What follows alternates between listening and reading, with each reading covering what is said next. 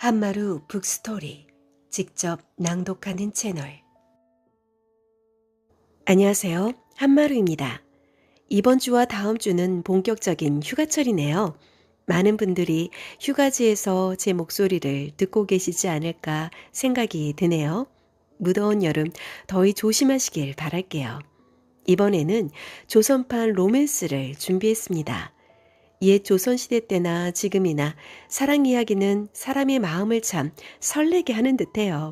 조선시대 때 애절한 사랑, 해피엔딩 사랑, 황당한 사랑 등 여러 에피소드의 사랑 이야기를 담아보았습니다. 어떤 이야기가 숨어 있을지 지금부터 함께 들어보시죠. 이장곤을 살린 천민의 딸. 이장곤은 참곤을 지낸 이승원의 아들로 연산군이 즉위하던 해에 사마시의 장원으로 급제했다. 어릴 때는 당대의 거유라는 김갱필에게 수학했는데 문무를 겸비했기 때문에 김갱필로부터 사랑을 많이 받았다.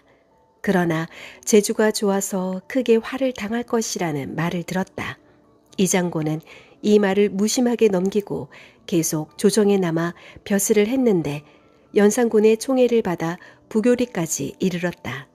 그러나 연산군 10년에 갑자사화가 일어나면서 이장곤에게도 고난이 닥쳤다. 조정은 무시무시한 피바람이 불었다. 이장곤은 김갱필에게 학문을 배웠다는 이유로 장 100대를 맞은 뒤에 해외로 안치하라는 명을 받았다. 이장곤은 허망했다.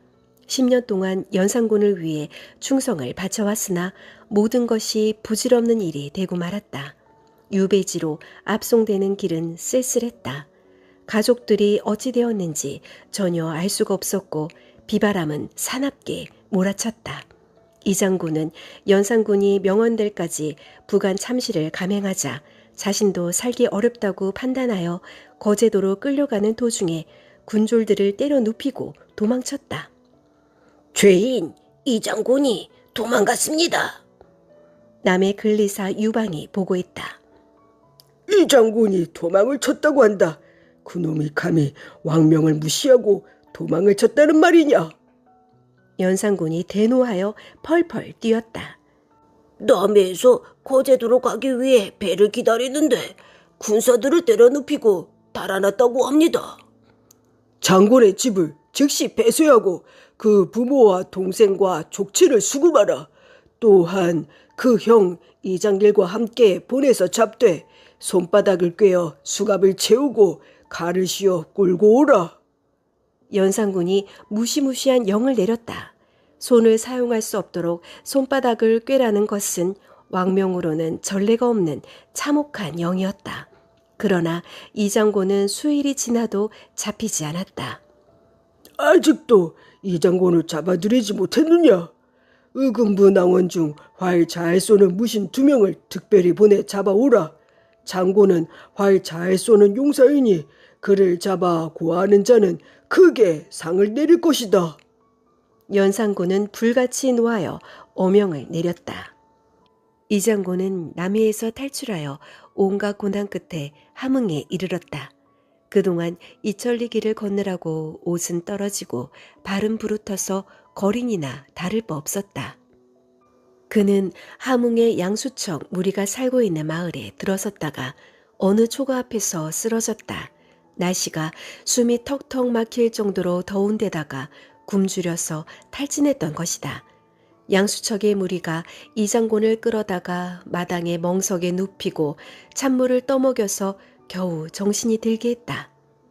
어디에 사는 누구인가? 허우대는 멀쩡한데 왜 구걸을 하고 돌아다니나? 양수척의 무리가 앞다투어 이장곤에게 물었다. 저는 충청도에 사는 사람인데 지난해의 수재로 가족과 집을 잃고 이렇게 떠돌아다니고 있습니다. 무슨 일을 시켜도 할 터이니 거두어 주십시오. 이장곤이 양수척의 무리에게 말했다. 우리처럼 바구니를 만들어서 먹고 사는 양수척이 무슨 수로 댁례를 받아줍니까? 우리도 먹고 살기 어려우니 다른 데 가서 알아보시오. 양수척의 무리가 냉랭하게 말했다. 갈 곳이 없는 사람입니다. 밥만 먹여주면 무슨 일이든지 하겠습니다.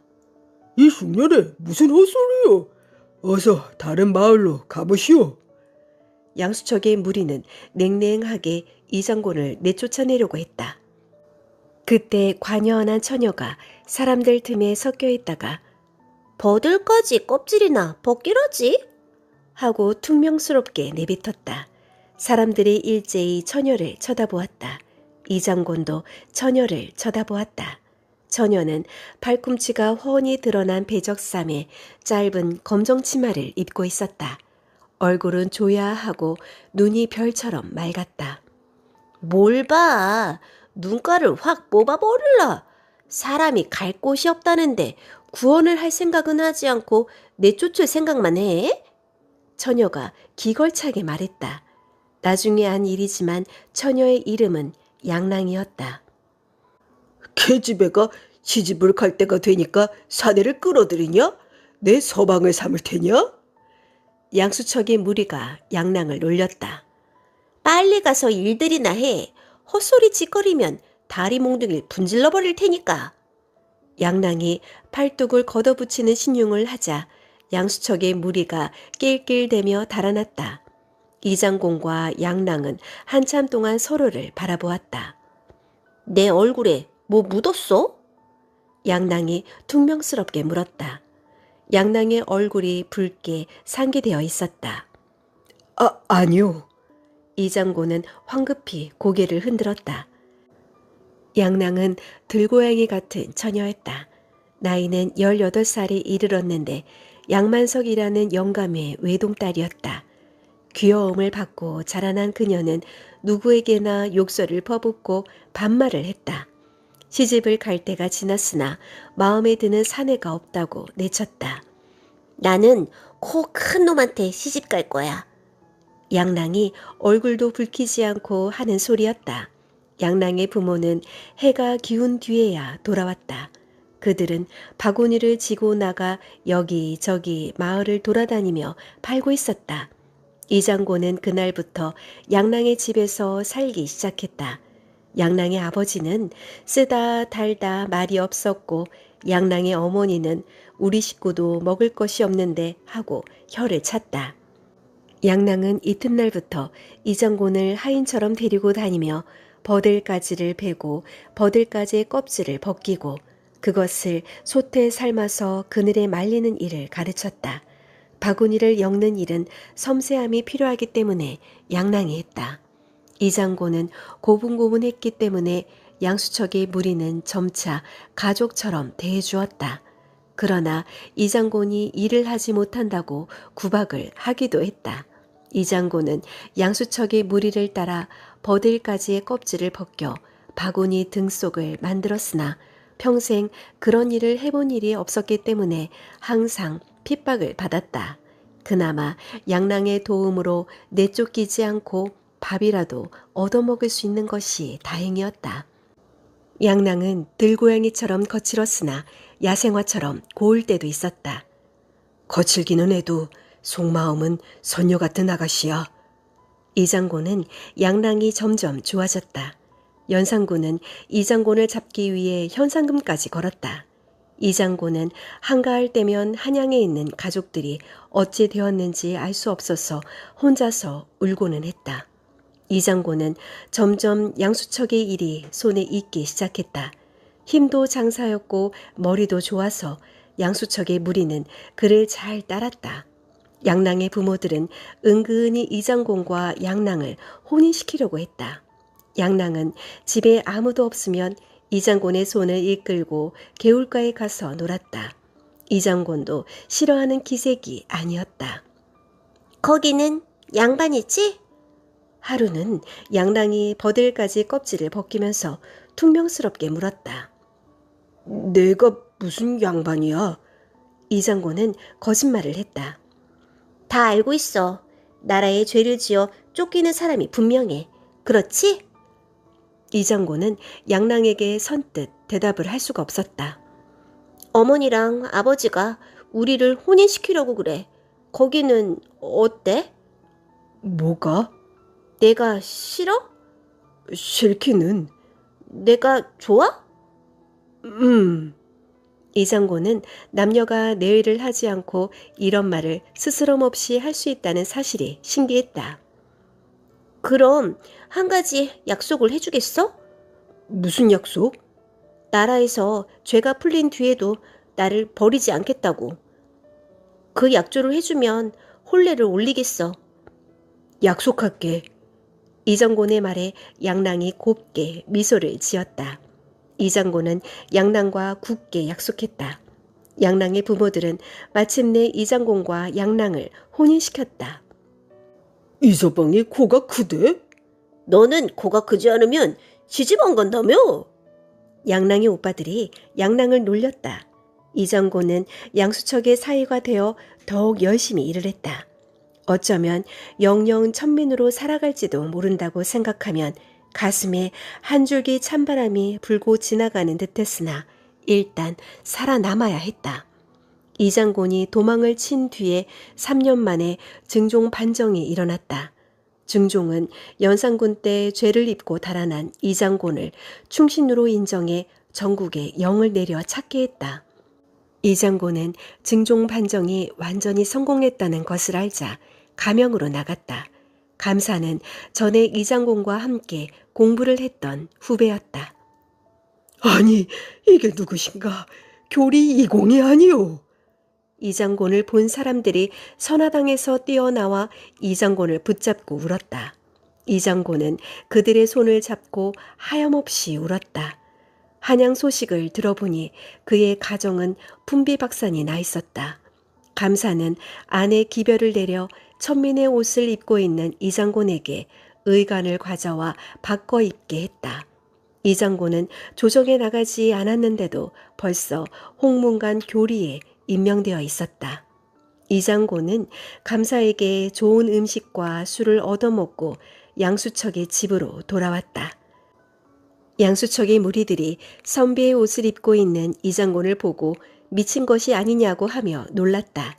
그러나 잠시 후에 감사가 창검을 든 군사들의 호의를 받으며 들어오자 모두 겁이 나서 울타리 뒤에 숨었다. 형수 씨는 어디 있어? 감사가 마당에 멍석에 앉아서 이장곤에게 물었다. 양랑은 낮잠을 자고 있다가 밖이 소란하여 부스스한 머리에 짧은 치마를 입고 나왔다.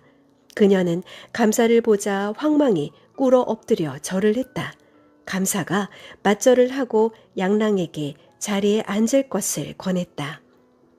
이교리께서 도망을 다니느라고 고단한 신세를 면치 못했는데 형수 씨가 잘 받들어서 이렇게 밝은 빛을 보게 하니 흠탄스럽습니다.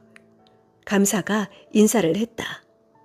미천한 촌안악이 선비를 모시는 법도를 몰라 예의에 벗어나게 대접하고 귀인을 몰라보았으니 큰 죄를 지었습니다. 양랑은 가슴이 떨려 말조차 제대로 나오지 않았다. 감사는 크게 웃고 마을 잔치를 벌이라고 지시했다. 이장곤이 양수척의 마을에 있다는 말을 들은 이웃 고을의 수령들이 다투어 몰려와 잔치는 사흘 동안이나 계속되었다. 날이 이제 저를 어떻게 하실 거예요? 그날 밤 양랑이 이장곤에게 물었다. 어느새 그녀의 말씨도 공손해져 있었다. 어떻게 하기는 자네가 양수척의 딸로 천민이지만 이미 나와 살을 맞대고 살았고 나를 위해 고생을 했으니 한양에 올라가서 부귀를 누려야지. 저는 아주 사나운 양수척이에요. 아무리 사나운 양수척이라고 해도 남편을 잡아먹지는 않겠지. 그럼 저를 데려가실 것입니까? 자네가 싫다고 해도 억지로 데려갈 것이네. 이장곤은 양랑을 꼭 끌어안고 속삭였다.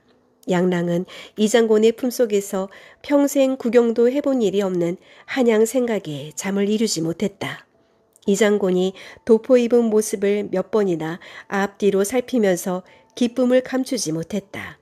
감사는 양랑을 위해 치마 저고리를 여러 벌 보내왔다. 양랑은 배옷만 입다가 비단 치마 저고리를 걸치고 머리를 빗어 비녀를 꼽고는 좋아서 어쩔 줄을 몰랐다. 명박 부인이 되었으니 이제는 욕을 하면 안 되겠네. 양랑의 오빠들이 놀렸다. 그걸 말이라고 해? 오빠들도 나한테 허튼 수작을 했다가는 눈가를. 양랑이 말을 하다가 실수를 했다는 듯이 재빨리 입을 가리자 모두 배꼽을 잡고 웃었다.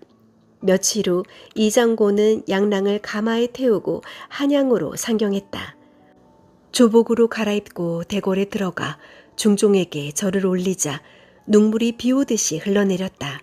중종이 손수 이장곤의 손을 잡아 일으키면서 위로했다.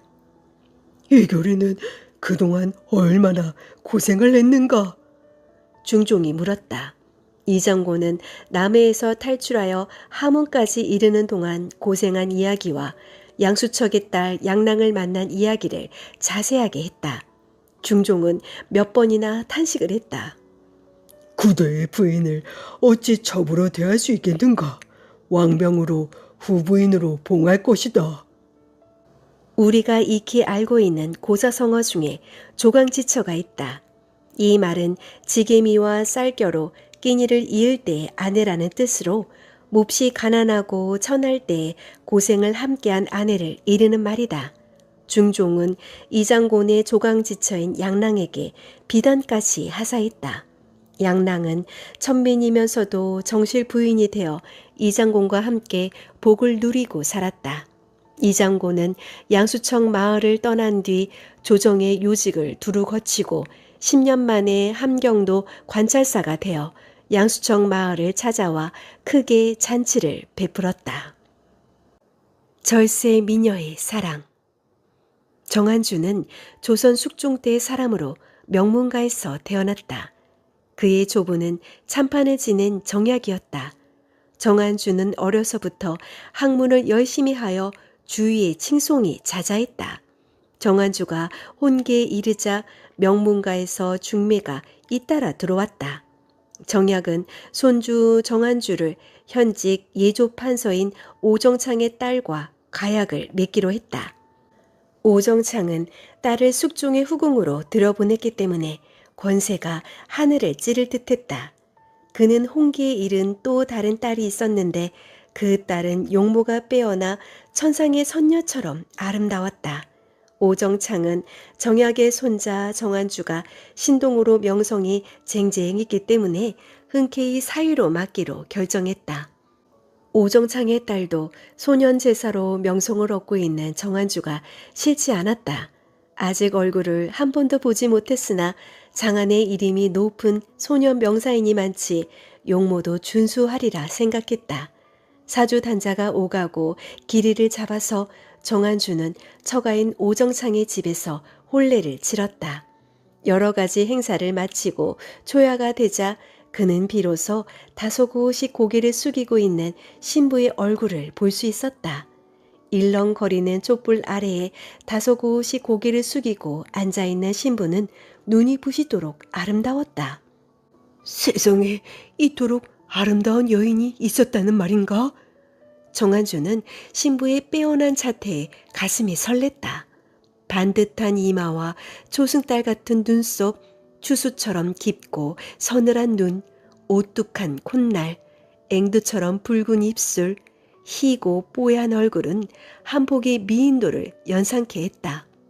하늘이 어찌 내게 이와 같은 복을 주시는가?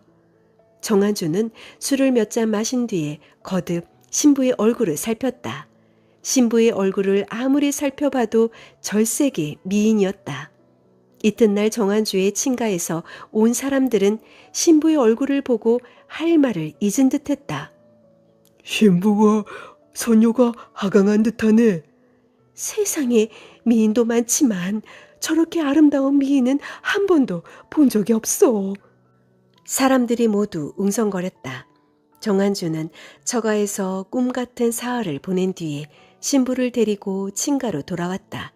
친가의 가족들도 신부의 눈부신 미모에 넋을 잃었다.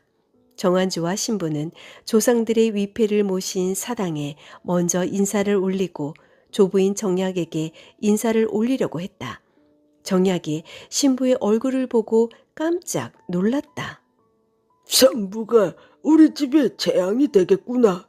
여자의 미색이 지나치게 출중하면 경국지색이라고 하여 나라를 망친다고 했는데 하물며 집안을 망치는 것은 손바닥 뒤집기보다 쉬울 것이다.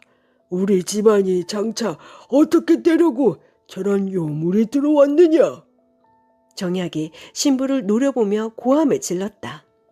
할아버님, 그게 무슨 말씀입니까? 정한주가 어리둥절하여 정약에게 물었다. 신부도 놀라서 정약을 쳐다보았다. 물러가라! 할아버님, 저를 받으셔야지요. 물러가라고 하지 않았느냐? 나는 요물이 손부로 들어오는 것을 절대 용납할 수 없다. 정약은 오씨의 절조차 받지 않았다. 할아버님, 자식이 뛰어나다고 해서 집안을 망친다는 것은 잘못된 생각입니다. 제 처가 어찌 집안을 망치겠습니까? 정한주는 당황한 얼굴로 정약에게 말했다. 닥쳐라! 당장 우리 집에서 내쳐라! 정약은 완강했다. 신부는 황망하여 어찌할 바를 몰랐다. 그러나 정약이 인사를 받지 않았기 때문에 방으로 돌아와 소리 없이 오열했다. 할아버님께서 공연히 저러는 것이요. 며칠 있으면 할아버지의 진노가 풀릴 테니 부인은 낙심하지 마시오. 정한주가 사랑스러운 신부의 손을 잡고 위로했다. 제 몸은 제가 어찌한 것이 아니라 부모님께서 주신 것입니다. 제가 박색으로 태어나지 않은 것이 원망스럽습니다. 신부가 소리를 죽여 울었다. 그런 말씀 마시오. 그대가 박색하다면 나는 실소. 그대의 미모가 선녀처럼 아름다워서 나는 행복하기만 하오. 정한주가 신부를 꼭 안아주었다. 신부는 정한주의 품에 안겨서 눈물을 거두었다. 그러나 그녀의 시집살이는 혹독했다. 정약은 완고한 노인이라 손부를 내치라고 하면서 여러 날 식음을 전폐했다. 주위의 인척들이 만류하여 간신히 식사를 하기는 했으나 그때부터 오씨를 거들떠보지도 않았다. 오씨는 정약 때문에 늘 시름에 젖어 지냈다. 그래도 다행인 것은 신랑인 정한주가 그녀를 끔찍히 사랑한다는 사실이었다. 오씨는 정한주의 따뜻한 사랑에 고달픈 시집살이를 견뎌낼 수 있었다. 남편과 둘이서만 살면 얼마나 좋을까. 오씨는 정한주와 함께 있을 때면 행복했다. 조정은 난민들이 장악하고 있었다. 그러나 경신 황국이 일어나자 상황이 역전되었다. 전국은 발칵 뒤집혔다. 삼복지변의 영모였다. 예조 판서에 있던 오정창도 남인의 영수라고 하여 파직당하고 국문을 당했다. 정약은 조정이 영모 사건으로 발칵 뒤집히자 대노했다. 오정창이 영모에 연루되었으니 선부를 그대로 둘 수 없다. 정약은 영모에 걸려들까봐 오씨를 내치려고 했다. 할아버지, 출가 외인이라고 하는데 제 처가 무슨 죄가 있으며 어찌 연루되었겠습니까? 저를 집에서 내치지 말아주십시오. 정한주가 정약에게 호소했다. 양의장 허적은 아들의 잘못 두었다고 하여 자명되었다. 손부 때문에 우리 정씨 일가가 멸물을 당해야 하겠느냐? 정약은 완고했다. 정한주는 사랑하는 아내를 내치려고 하니 가슴이 아팠다. 가족들도 오씨를 내쫓고 그녀의 친정과 절연을 해야 한다고 주장했다. 어서 집을 나가라. 너는 이제 우리 정씨 가문의 사람이 아니다. 정약이 오씨의 방 앞에 와서 소리를 질렀다. 정한주는 오씨를 끌어안고 괴로워했다. 하인들은 모두 마당에 몰려나와 웅성거리고 있었다. 어서 나가라. 너가 나가지 않으면 하인들을 시켜서 끌어낼 것이다. 정약은 두 눈을 부릅뜨고 소리를 질렀다. 오씨는 남편 정한주 앞에서 통곡하다가 보퉁이 하나를 들고 방을 나왔다. 친정아버지 오정창이 영모에 걸렸기 때문에 정한주의 일가가 내친다고 해도 항변할 수 없었다. 자신 하나 때문에 정씨 일가가 영모에 걸려들게 해서는 안 된다고 생각했다. 남편 정한주가 시아버지의 정약을 막아주었으면 했으나 완고한 정약을 막지 못했다. 오씨는 소복을 입고 보퉁이 하나를 들었다. 정한주는 아내 오씨가 울면서 집을 나서자 심리 밖까지 전송했다. 내 반드시 당신을 다시 데리고 오겠소. 정한주가 목이 메어 말했다. 오씨는 소리 없이 눈물을 흘리며 정한주에게 절을 했다. 몸을 잘 보존하오. 내가 찾아가리다. 정한주가 고갯마루에서 손을 흔들었다. 오씨는 사랑하는 남편과 헤어지려고 하자 차마 걸음이 떨어지지 않았다. 가는 걸음이 더디기도 하였지만 자꾸만 뒤를 돌아보았다. 오정창은 귀향을 가게 되었다. 오씨는 시가에서 내침을 당했기 때문에 귀향을 가는 아버지의 수발이라도 들겠다고 따라 나섰다. 오정창이 진도로 귀향을 가게 되고 딸이 수발을 들기 위해 따라간다는 소문이 정한주의 귀에도 들려왔다. 정한주는 아내를 떠나보낸 뒤에 밤이나 낮이나 사무치게 그리워하고 있었다. 정한주는 아내가 그리워서 병이 날 정도였다. 아내가 떠나면 어디서 무엇이 되어 다시 만날 것인가? 정한주는 집을 뛰쳐나와 오정창이 귀향 가는 길을 쫓기 시작했다. 걸음은 더디고 날은 쉬이 저물었다. 그러나 정한주는 천안 인근에서 사랑하는 아내 오씨를 만났다. 서방님! 오씨와 정한주는 부둥켜 안고 울었다. 정한주는 부인을 따라 오정창이 귀향을 가는 진도까지 따라가려고 했다. 사랑하는 아내와 함께 가는 길이라면 어디든지 따라갈 수 있을 것 같았다. 그때 한양에서 군부 나졸들이 달려와 다시 오정창을 추국청으로 끌고 가기 시작했다. 내 이제 한양에 가면 반드시 죽임을 당할 것이다. 그러니 너는 나를 따라오지 말고 어디든지 도망을 가서 신랑과 해로를 하라. 오정창은 엄명을 내려 오씨를 따라오지 못하게 했다. 정한주는 부인과 함께 민가를 빌려 잠을 잤다. 좀처럼 잠이 오지 않았다. 친정으로 돌아가면 살아날 길이 없었고 역적의 딸이라고 하여 관비로 끌려가게 될 것이다. 그나마 시가에 있으면 출가 외인이라고 하여 법을 적용시키지 않는다. 그러나 시가에서 그녀를 내쳤기 때문에 갈 곳이 없었다. 그녀는 남편이 원망스러웠다. 왜 안 자고 있소? 정한주가 눈을 뜨고 그녀를 쳐다보았다. 서방님, 저는 친정으로 돌아갈 수 없습니다. 그러니 다시 서방님 곁으로 들어갈 수 있도록 해주세요. 오씨가 정한주에게 애원을 했다. 할아버지가 워낙 완고하여 당신을 받아들일 수 없소. 하면 저는 어떻게 해야 합니까? 저는 이제 어디서 살아야 합니까? 오씨가 애절하게 물었다. 정한주는 대답을 하지 못하고 망연히 호공을 쳐다보고 있었다. 알겠습니다. 서방님은 끝내 저를 보호하지 않으시는군요. 오씨가 입술을 깨물고 서럽게 울기 시작했다. 이튿날 정한주가 깨어나자 오씨는 어디론가 떠나고 없었다. 오정창은 한양으로 압송되어 죽임을 당했다. 정한주는 과거에 급제했으나 육품 한림밖에 오르지 못하고 일찍 죽었다. 오씨 부인을 지나치게 그리워하다가 병을 얻어 죽었다는 설도 있고 한이 맺힌 오씨 부인의 혼백이 그를 일찍 데리고 갔다는 설도 있다. 오씨는 숙종시대의 희생양으로 보인다. 오씨는 역적의 딸이었기 때문에 정한주의 가문에서 소박을 맞았을 것으로 보인다. 그러나 얼굴이 예쁘다고 시집에서 쫓겨날 위기에 처했던 이를 통해 조선시대 선비들의 정신세계를 들여다볼 수 있다. 사랑하는 남편을 잊지 못한 여인. 김 씨는 경상도 경주에 사는 김복만의 여식이었다. 그녀의 나이 16세 되던 해 가을 일가의 중매로 청주에 사는 이인철의 장자 이동원과 혼례를 올리게 되었다. 사주 단자가 오고 가고 혼례일이 잡히자 김 씨는 신랑이 될 남자를 머릿속에 떠올리며 아련한 그리움에 적고는 했다.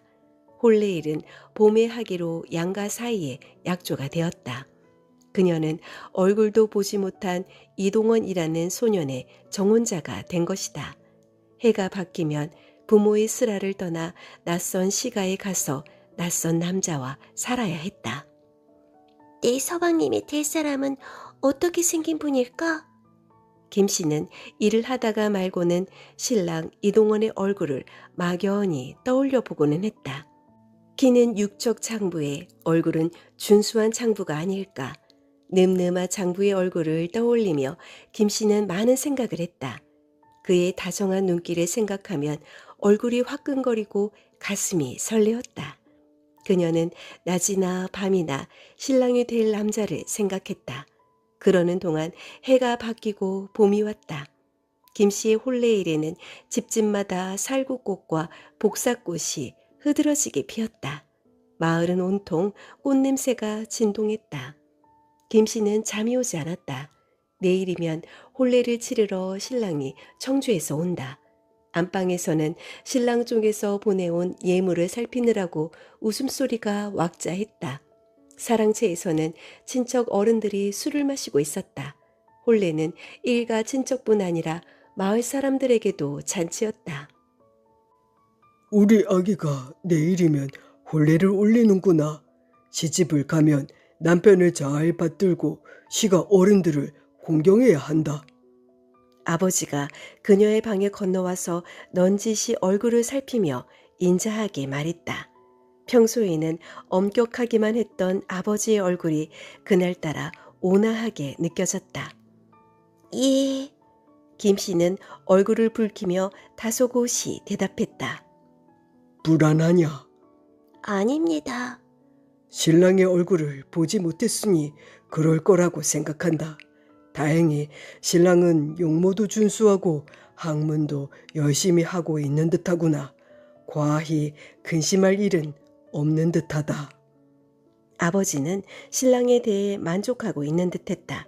김 씨는 얼굴이 붉어졌다. 어디 우리 아기 손이나 한번 잡아보자. 혼례를 올리면 남의 식구가 되니 손이라도 잡을 수가 있겠니? 아버지가 부드러운 표정으로 손을 내밀었다. 그녀는 어쩐 일인지 가슴이 뭉클해지고 눈시울이 뜨거워졌다. 그녀가 손을 내밀자 아버지는 두 손으로 그녀의 손을 꼭 잡아주었다. 아버지의 손에서 따뜻한 온기가 흘렀다. 아버지가 사랑채로 돌아오고 어머니가 들어왔다. 괜스레 서러움이 밀려온 그녀는 어머니 품에 안겨서 울었다. 아가, 걱정하지 마라. 혼례를 올리기 전에는 누구나 마음속에 이런저런 불안이 있단다. 그러나 신랑의 사랑을 받으면 그런 불안이 모두 사라질 거야. 어머니가 김 씨를 안아서 등을 두드려 주었다. 김 씨는 그날 밤 잠이 오지 않았다. 신랑에 대한 생각과 친가를 떠나야 한다는 사실이 자꾸만 머릿속에서 겹쳐졌다. 불을 끄고 눕자 밖에는 달빛이 환했다. 창호지로 스며든 달빛이 온몸으로 녹아드는 기분이었다. 그녀는 새벽녘에야 간신히 잠이 들었다.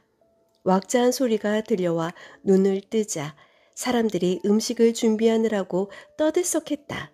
전을 부치는 소리, 국수를 내오라고 말하는 소리, 뒷곁에서 돼지를 잡는다고 소리를 지르는 머슴의 소리들이 한데 어우러져 저작거리처럼 정신이 없었다.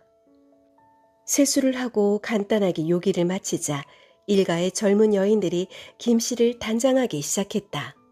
신랑은 해가 거의 기울 무렵에야 상객과 기러가비를 앞세우고 들어왔다. 신랑이 훨훨 장부야. 어쩌면 신랑이 그렇게 잘생겼을까? 아낙네들이 신랑의 얼굴을 보고서는 김씨에게 달려와 호들갑을 떨었다. 그녀는 신랑이 잘생겼다고 하자 놀리는 소리인 줄 알면서도 가슴이 두근거리고 얼굴이 붉어졌다. 신랑 일행은 사랑채에 들고 초리를 준비하는 집안은 더욱 바빠졌다. 김씨는 방에서 초리청으로 나오라는 정갈이 올 때까지 기다렸다. 하하, 우리 아우신랑이 외눈박이라네. 눈만 외눈박인가? 다리도 절름발이라네. 오라버니들이 신랑을 보고 와서 김씨를 놀렸다. 이것들이 왜 사지육신 멀쩡한 신랑을 가지고 새색시를 놀려? 어머니가 오라버니들의 등짝을 때리며 내쫓는 신용을 했다. 아낙네들이 배를 잡고 웃었다. 왁자하게 초례가 끝나고 신랑이 신방으로 들어왔다. 신랑이 그녀의 손을 잡아당겼다. 어머니께서 신부의 손에 끼워주라고 하였소. 신랑이 그녀의 손가락에 옷가락지를 끼워주었다. 김씨는 고개를 살며시 들고 신랑을 쳐다보았다. 사모관대를 하고 있는 신랑의 눈이 이슬처럼 맑았다. 그녀의 눈 언저리에 미소가 감돌았다. 혼례가 정해지면서 머릿속으로만 그려오던 신랑의 얼굴이었다. 그녀의 손을 잡아서 반지를 끼워주는 신랑도 긴장을 했는지 손이 떨리고 있었다. 김씨는 초례를 치르고 사흘이 되자 신행을 떠나게 되었다. 신랑은 나귀를 타고 그녀는 가마를 탔다. 김씨는 어머니 아버지에게 절을 하면서 눈물을 왈칵 쏟았다. 어머니도 치맛자락으로 눈물을 찍어냈다. 그러나 이제는 시가로 가지 않으면 안 되었다. 가마는 몹시 흔들렸다. 김씨는 하마터면 멀미를 할 뻔했다. 가마꾼이 쉴 때 가마에서 나오니 이름 모를 어느 산이었다. 산에는 벚꽃이 흐드러지게 피어 있었다. 바람이 일 때마다 흰 꽃들이 하얗게 나부꼈다. 가마꾼들이 한쪽에서 술과 음식을 먹을 때 그녀는 계곡에서 세수를 했다.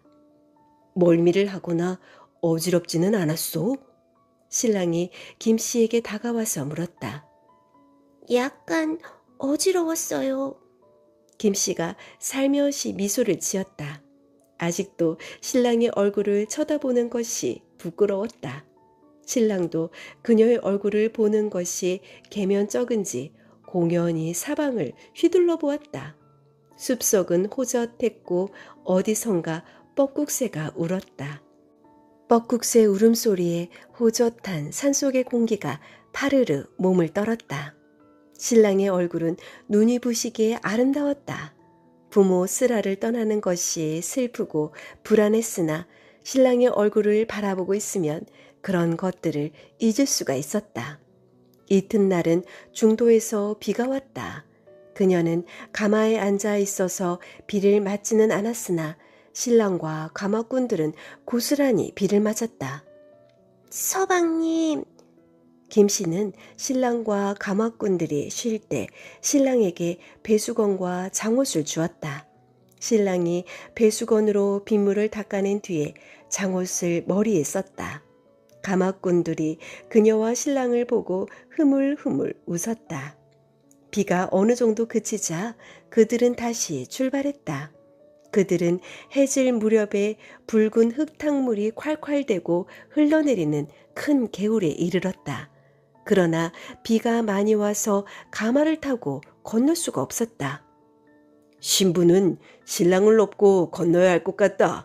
내위를 해야 하지만 사정이 이러니 어쩔 수가 없다. 상객인 작은아버지가 말했다. 신랑은 얼굴을 붉히면서 김씨를 업었다.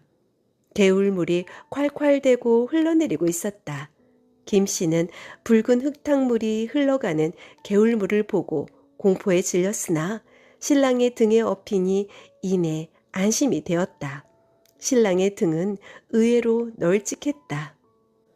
어쩜 이렇게 포근하고 좋을까? 김씨는 신랑의 등에 업혀서 마냥 행복했다. 신행 행렬이 시가에 도착한 것은 이튿날 오후였다. 먼저 조상의 위패를 모신 사당에 절을 올리고 시부모들에게 절을 올렸다. 시가의 어른들은 그녀에게 곱구나 우리 새아기가 근동에서 제일 고울 거야 하며 만족해 했다. 시가에서도 잔치가 벌어졌다. 시가의 잔치는 사흘이나 계속되었다. 김씨는 시가에서의 생활에 만족했다. 며느리와 앙숙이라는 시어머니까지 그녀를 딸처럼 기여해 주었다. 신랑은 틈만 나면 방에 들어와 그녀와 지내려고 했다. 그러는 동안 봄이 가고 여름이 왔다. 여름이 되자 장마가 졌다. 며칠 동안 소나기가 퍼붓자 신랑은 학당에 나가지 않고 그녀의 방에서 쉬었다. 서방님. 김씨는 신랑을 부르는 서방님이라는 소리가 좋았다. 이상하게 자꾸 그를 부르고 또 부르고 싶었다. 왜 그러? 신랑이 눈웃음을 치면서 물었다. 그냥이요. 허허, 업어줄까? 망측해요. 지난밤에는 좋다고 하더니. 그때는 밤이었잖아요. 지금은 소나기가 오니까 아무도 오지 않을 거야. 소나기 오는 둘에 나다니는 사람 봤소? 아이. 김씨는 얼굴을 붉혔다. 신랑은 그녀를 안아서 입술을 보겠다. 그녀는 전신이 녹아내리는 것 같았다. 신랑은 장마가 계속되자 그녀 옆에서 책을 읽었다. 바느질을 하면서 신랑이 책을 읽는 낭낭한 목소리를 들으면 김씨는 마치 가슴에 콧물이 드는 것 같았다. 길고 지루한 장마가 끝났다. 장마가 끝나자 전국에 윤질이 돌았다. 청주 양선리에도 윤질이 돌아 사람들이 픽픽 쓰러졌다. 매일같이 죽은 사람들을 수레에 실어서 수구문 밖에 버려야 했다. 김씨의 시가에도 윤질이 찾아왔다. 먼저 시어머니가 쓰러지더니 신랑과 시아버지가 쓰러지고 그녀도 쓰러졌다. 그녀는 온몸이 불덩어리처럼 달아오르고 목이 타는 듯한 갈증이 느껴졌다. 눈을 감으나 뜨나 캄캄한 어둠이 계속되었다. 얼마나 오랫동안 의식을 잃고 알았는지 알 수 없었다. 그녀가 간신히 정신을 수습하고 의식을 회복하니 신랑과 시아버지는 싸늘한 시체가 되어 있었다. 청천벽력과 같은 일이었다. 서방님이 죽으면 나는 누구를 의지하고 살라는 말인가? 김씨는 넋을 잃었다. 통곡을 하고 울다가 혼절했다. 의식이 돌아오면 모든 일들이 꿈속의 일처럼 믿어지지 않아서 또 다시 울었다. 그러나 상례를 먼저 치러야 했다. 김씨는 시어머니와 시동생과 함께 정성껏 상례를 치렀다. 시아버지와 신랑이 한날에 죽은 것은 참담한 일이었다. 김씨는 시아버지와 신랑을 산에 묻고 돌아온 날부터 음식을 들지 않았다. 음식이 목으로 넘어가지 않았다. 내가 남편과 아들을 먼저 보내고 뒤를 따르지 않은 것은 너와 둘째가 있기 때문이다. 만약에 너가 음식을 먹지 않으면 나도 그들을 따라 죽을 것이다. 또 3년상이라도 치러야 하지 않느냐. 시어머니가 말했다. 김씨는 마지못해 음식을 먹기 시작했다. 김씨는 기일과 상망이 돌아올 때마다 정성껏 제사상을 차렸다. 시어머니가 상을 차린 것을 보니 법도에 어긋난 것이 조금도 없었다. 부족한 게 없이 법도에 맞게 잘 차렸구나.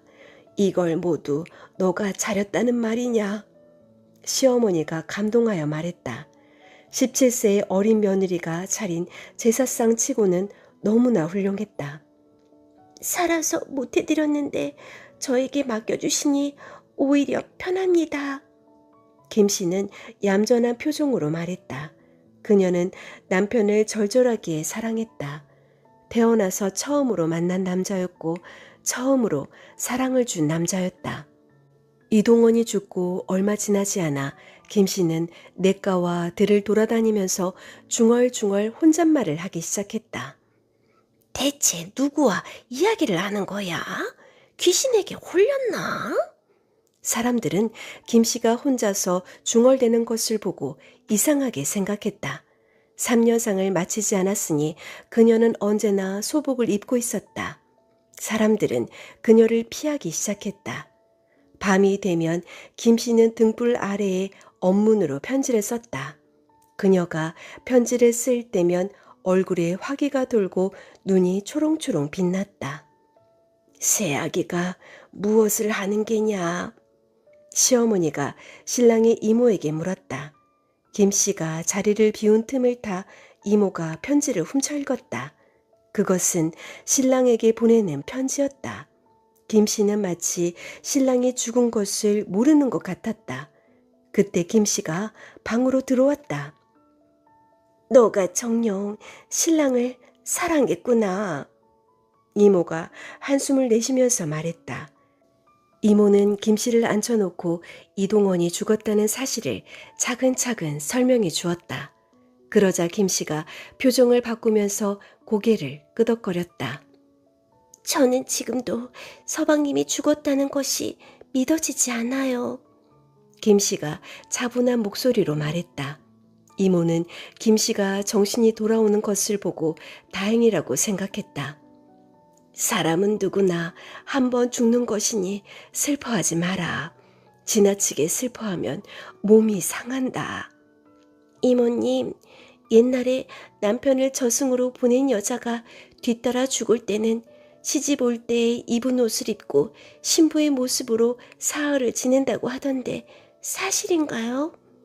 왜 그런 말을 하니? 너는 인자한 시어머니가 있지 않니? 행여 다른 생각을 하지 마라. 이모가 엄중한 얼굴로 말했다. 그냥 물어본 거예요. 김씨가 정색을 하고 말했다. 해가 바뀌었다. 이동원의 제삿날이 돌아왔다. 김씨는 기일이 되기 사흘 전부터 혼례를 올렸을 때 입었던 옷을 입고 기일이 되자 연지와 곤지까지 찍었다. 사람들은 그녀가 왜 신부의 모습을 하고 있는지 알 수 없었다. 그녀는 자신이 차린 시아버지와 남편의 제사상 앞에서 2번 절을 했다. 그리고는 제사가 끝나지도 않았는데 어디론가 사라졌다. 새아기가 어디로 간 것이냐? 시모가 근심스러운 얼굴로 주위 사람들에게 물었다. 그러나 아무도 김씨가 어디로 갔는지 알지 못했다. 제사가 끝나자 사람들은 그녀를 찾아 나섰다. 그러나 그녀의 모습은 어디에도 보이지 않았다. 이튿날 그녀는 저수지에서 발견되었다. 김씨가 사랑하는 지아비를 따라 죽었다고 하여 사람들은 모두 그녀를 열부로 칭송했다. 청주 목사는 장례를 후하게 치르고 가명의 보고를 하여 김씨에게 정렬을 내리게 했다. 이동원의 저 김씨는 17세에 혼례를 올려 불과 5개월 만에 남편을 잃고 3년상이 끝나는 날에 저수지에서 가장 아름다운 신부의 모습으로 투신했다. 그녀는 열렬하기보다 오히려 애달픈 사랑의 주인공이라고 할 수 있을 것이다. 오늘날의 관점으로 보면 남편이 죽은 뒤에 우울증이 발병하여 자살한 것으로 보인다. 사랑을 잃고 괴로워하다가 생을 달리한 것이다. 생과 사를 넘나드는 순간 그녀는 어여쁜 신부의 모습으로 죽었는데 그녀의 사랑은 세월을 거슬러 향기를 풍기고 있다. 임금이 맺어준 사랑. 정조 때 한성부에 살고 있던 김이 집은 경주 김씨로 현감을 지낸 김사 중의 서울 손자였다. 그는 집안이 어찌나 가난한지 나이가 28살이 되었는데도 혼례를 올리지 못했다. 먹는 날보다 굶는 날이 더 많으니 옷은 남루했고 글 공부를 할 수도 없었다. 그렇다고 특별한 재주도 없어서 늙은 어머니가 삭바느질을 하여 겨우 입에 풀칠을 하는 공궁한 처지였다. 할아버지와 아버지가 별다른 재산을 남겨주지 않고 죽었기 때문에 가난을 면치 못하고 있었다. 그렇다고 장사를 하는 재주도 없었고 농사를 지을 땅도 없었다.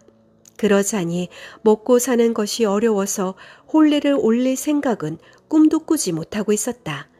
남녀가 16세를 전후하여 혼례를 올리던 당시의 풍습에 비하면 10년 이상 홍기를 놓친 셈이었다. 아들 정과는 안 보내나?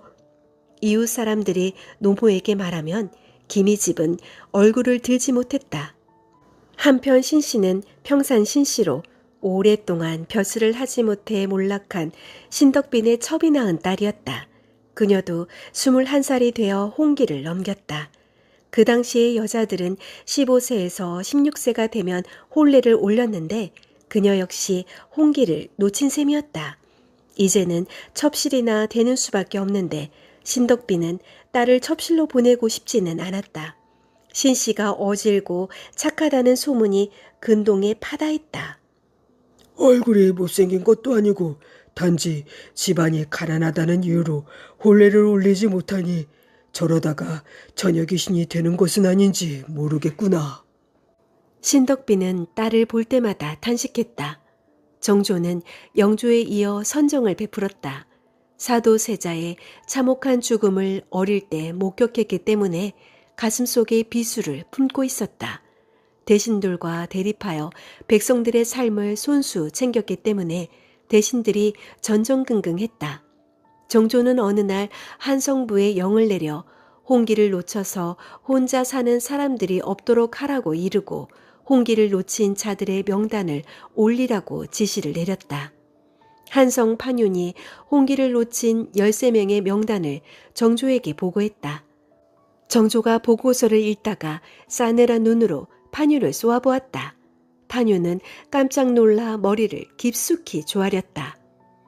과인이 공공한 백성들이 혼사와 장사시기를 넘기는 것을 크게 염려하여 한성부의 수소문에 아뢰 것을 여러 번 신칙하였는데 어찌 이런 일이 있는가?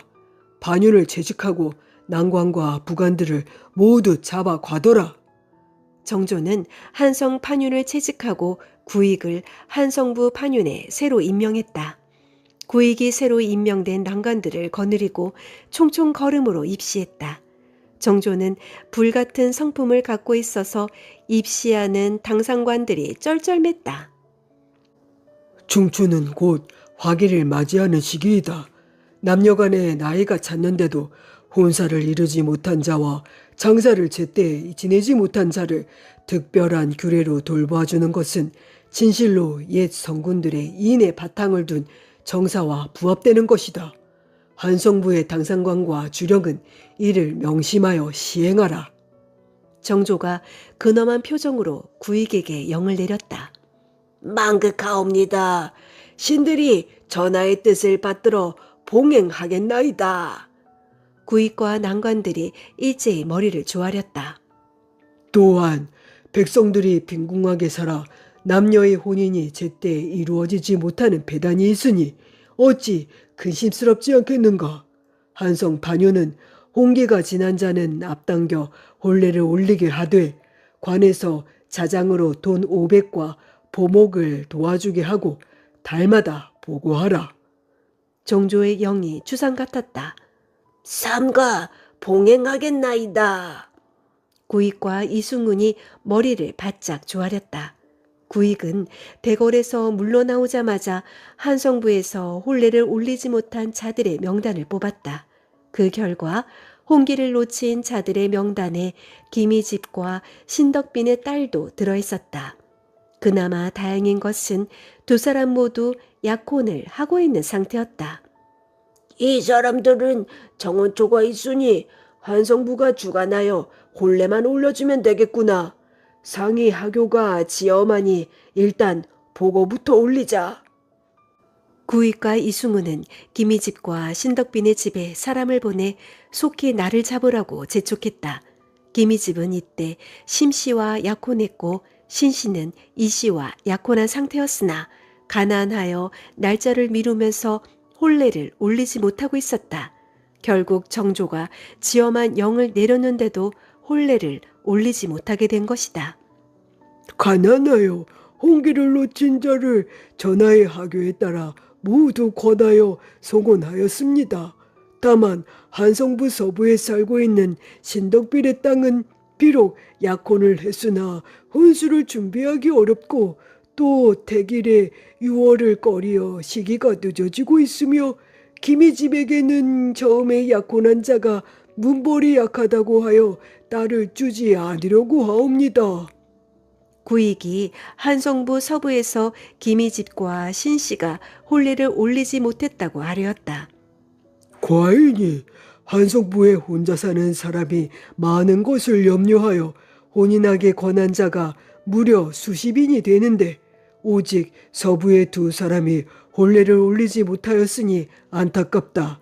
신떡빈을 권하여 다시 길이를 잡고 김희집은 서둘러 아름다운 짝을 구하여 혼례를 올리라고 하라. 가난한 것은 호조와 선해청으로 하여금 혼례 비용을 넉넉하게 보조하여 좋은 일을 완성하게 하라. 정조가 다시 영을 내렸다. 한성부 서부 지역을 책임지고 있는 이숭훈이 신덕빈의 집으로 달려갔다. 그러나 그가 신덕빈의 집에 이르렀을 때는 신덕빈의 딸과 약혼한 정혼자마저 파혼을 하고 다른 여자와 혼례를 올린 뒤였다. 이 씨가 신씨를 빼반하고 이미 다른 사람과 혼인하였습니다. 김의 집도 혼례를 올리기가 어려운 형편입니다. 서부의 주부 윤영이 보고했다. 이런 땅패가 있나? 장차 이 일을 어떻게 하지? 이승우는 경악했다. 김희집 쪽도 약혼한 집안에서 파혼을 하여 두 집이 모두 정혼자가 없는 상태가 되고 말았다. 정조가 두 집의 처녀와 총각을 서둘러 혼인시키라는 영을 내렸는데 양가에 신랑감과 신부감이 없어진 것이다. 지금 주상의 유지를 받들었는데 파혼을 당했으니 김의 집은 누구와 짝을 이룰 것이며 신덕빈의 딸 신씨는 또 누구에게 시집을 보낸다는 말이요. 한성판윤 구익도 황망하여 어찌할 바를 몰랐다.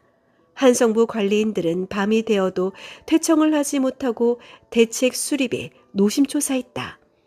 혼사 문제를 제대로 처리하지 못하면 파직을 당할 게 분명했다. 일이 이렇게 되면 전하께서 불호령을 내릴 것인데 어찌하는가. 판윤 구익이 정청을 서성거리며 근심했다. 정조의 불같은 성미로 보아서는 김희집이나 신덕빈의 딸이 혼례를 올리지 못하면 용서하지 않을 것이다. 하가니 가만히 생각하여 보니 김의 집과 규중처자 신씨는 모두 훌륭한 문벌인데 가난한 것도 같고 처지도 서로 비슷합니다. 하물며 또 같은 날에 이름과 성을 임금께서 보시게 되었으니 이곳은 하늘이 정한 인연이라고 생각합니다. 이들을 서로 동원하게 하여 배필을 이루게 하는 것은 어떻겠습니까? 이승훈이 김희집과 신덕빈의 딸 신씨를 혼인시키자는 제안을 했다. 아니, 그러면 두 집안을 혼인시키자는 말인가? 구익이 깜짝 놀라서 이승훈을 쳐다보았다. 그렇습니다. 두 집안이 파혼을 당했으니 두 집안이 서로 연분을 맺으면 두 집의 경사가 되는 것입니다. 참으로 훌륭한 묘책이다. 구익이 무릎을 치면서 감탄했다. 이들이 맺어지면 그야말로 아름다운 인연이 될 것이요. 그대들이 일이 성사되도록 속히 주선하시오. 한성판융 부익은 서부령 이승훈과 주부 윤영에게 권고하여 두 사람의 중매를 서게 했다. 이승훈은 반석방 김희집의 집으로 달려갔고 주부 윤영은 반송리 신씨의 집으로 달려갔다. 김희집의 집은 울타리에 살인문조차 없고 금방이라도 무너질 듯이 처마가 축 늘어져 있었다. 집은 한 번도 손을 본 일이 없을 정도로 퇴락하여 석가래는 비에 젖어 하늘을 가리키고 해가 반나절이 지났는데도 부엌에서 밥을 하는 연기를 찾을 수 없었다. 이승우는 한숨을 내쉬고 김희집과 마당에서 마주 앉았다. 전하의 명이 이와 같으니 그대는 신덕빈의 딸과 혼례를 올리는 것이 어떠한가? 이승우는 정조의 명이 엄중하다는 사실을 말하고 김희집에게 의향을 물었다. 김희집이 머리를 구부리고 한참이나 멈칫멈칫하다가 입을 열었다. 소인이 장가를 들지 못하고 있는 것은 아버지가 없고 가난하기 때문이었는데 다행히 심씨가 호혼을 하기에 삼가 약혼을 하였습니다. 그런데 뜻밖의 파혼을 당했으므로 스스로 늙어서 흰 머리가 되도록 짝이 없는가 여겼고 노모를 봉양할 수 없음을 슬퍼였습니다. 지금 공들이 미고한 자를 가르치시니 위로되고 감사하지 않는 것이 아닙니다. 그러나 만일 저쪽에서 따르지 않는다면 소인의 체면만 상하는 것이 아니겠습니까? 그 일은 걱정하지 말라. 그대는 허락만 하면 되는 것이여. 공의 가르침을 따르겠습니다. 김희집이 말했다. 이승우는 일단 김희집으로부터 허락을 받았다. 주부 윤영도 신씨의 아버지의 신덕빈을 만나 김희집과의 혼인을 권했다. 부모가 되어서 딸 자식으로 하여금 혼사가 늦어지게 하여 지금에 이르렀습니다. 또 약혼하였다가 파혼을 당했는데 누구를 원망하겠습니까? 정중하신 성유까지 받았는데 자장을 넉넉히 주시고 여러 관리들이 몸소 중매를 행하시니 감격할 따름입니다. 실로 부끄럽게 짝이 없습니다. 김군은 명문의 자손이니 감히 허락하여 사이를 삼는다면 집안과 딸의 복이라고 할 것입니다. 신덕빈도 쾌히 승낙했다. 이승훈과 윤영이 크게 기뻐하여 구익에게 보고했고 구익은 정조에게 보고했다. 유학 신덕빈의 딸이 유학 김희집과 혼사말이 오가니 특별히 혼인차비를 갖추고 잔치를 열어 혼례를 이루어 주도록 하라. 정조가 영을 내렸다.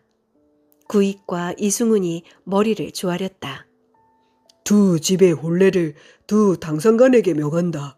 호조 판서는 김희집을 아들같이 보고 선해청은 신씨를 딸같이 보고 각각 두 집을 위하여 혼서를 대신 지으라.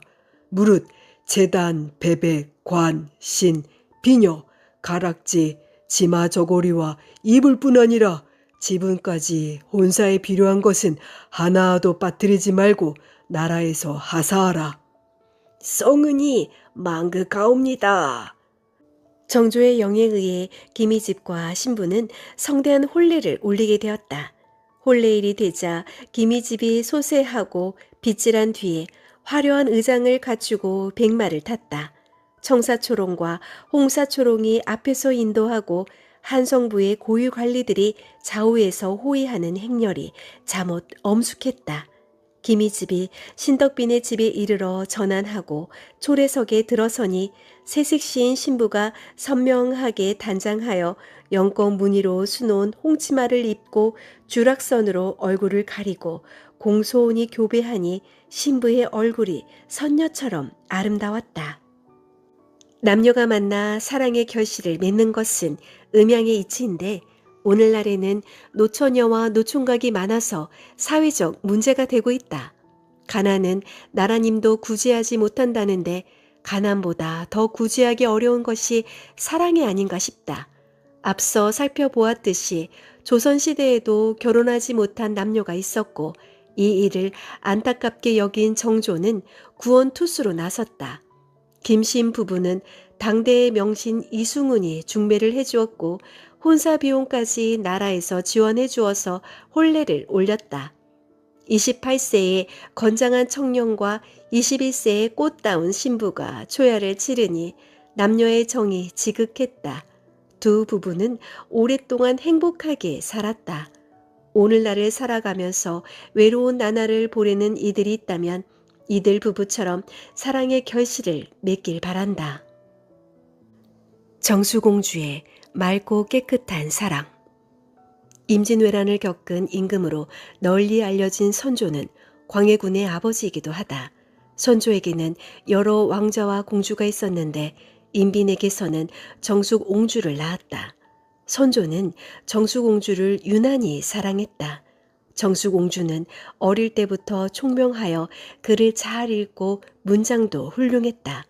그래서 선조는 그녀에게 직접 글을 가르칠 정도로 사랑했다. 선조의 사랑을 받으면서도 정수공주는 앉은 자리가 깔끔했다. 어린 나이인데도 머리카락 한 올 흐트러지지 않았고 옷맵시도 단정했다. 목소리는 맑고 깨끗하고 태도는 얌전했다. 이 아이가 걷는 것을 보면 기품이 있고 이 아이가 지나간 뒤에는 향기가 남아있다. 선조가 감탄하여 말했다. 9살이 되자 그녀는 정숙옹주로 책봉되었다. 선조는 정수공주가 12세가 되자 신랑을 얻기 위해 명망 높은 대신들을 살폈다. 이때 신음이 문장과 아망이 높았고 그의 아들 신익성이 소년 준재로 장안에 명성을 떨치고 있었다. 특히 그의 피체가 절묘하다고 칭송이 자자했다. 너는 이제 혼인을 해야 하는데 어떤 남자와 혼인을 하고 싶으냐? 하루는 선조가 정숙옹주에게 물었다. 소녀는 부왕이 정하는 사람에게 시집갈 것입니다. 정숙옹주가 다소곳이 대답했다. 신음의 아들 익성이 문장이 뛰어나고 준재라는 소문이 있는데 어떠냐? 하면 부왕께서 시험을 해보소서. 선조는 정수공주의 말에 내시를 신익성의 집으로 보냈다. 신익성은 그 자리에서 시를 지어 내시에게 바쳤다. 내시가 신익성의 시를 가져오자 선조가 보고 크게 기뻐하였다. 선조는 신익성에게 백마를 하사했다. 정수공주도 신익성의 시를 보고 흡족했다. 선조는 정수공주가 12세가 되자 신익성을 부마로 삼고 혼례를 올리게 했다. 그러나 아직은 어린 소년, 소녀들이었다. 가래를 올렸으나 대궐에서 살게 했다. 신익성도 대궐에서 살았다. 나이가 어려도 부부는 부부였다. 신익성은 왕자들과 함께 공부를 하였다. 달빛이 밝을 때는 함께 뜰을 거닐고 신음의 생신 때는 사가를 찾아가 인사를 올렸다. 나의 부부는 훌륭한 사대부다. 문장과 필체가 모두 뛰어나니 나의 복이 아닌가. 정수공주는 신익성을 깊이 사랑했다. 정수공주는 15세가 되자 대궐에서 나와 민가에서 살게 되었다. 공주가 하가를 하면 별도의 집을 지어준다. 정수공주는 신익성과 함께 명례방에서 살았다. 정수공주는 항상 신익성보다 먼저 일어나 몸가짐을 단정히 했으며 죽을 때까지 신익성보다 먼저 일어났다. 허허, 또 잉태를 하였구려. 신익성이 정수공주의 배를 살피면서 농을 했다. 정수공주의 배가 남산처럼 불러 있었다. 신익성은 현숙한 정수공주를 사랑했다. 정수공주는 신익성과 혼례를 올린 뒤 13명의 자녀를 낳았다. 41세에 죽을 때까지 13명의 자녀를 낳았으니 해마다 배가 불러 있었다고 해도 과언이 아니었다. 첩이 잉태한 것이 잘못입니까? 이는 모두 부마 탓입니다. 정수공주가 눈을 곱게 흘겼다. 옹주가 잉태한 것은 다복한 일인데 어찌 잘못이라고 하겠소? 첩이 부마를 너무 사랑하는 것 같아요. 나도 그대를 사랑하오. 신익성은 옹주의 배를 쓰다듬으면서 기뻐했다.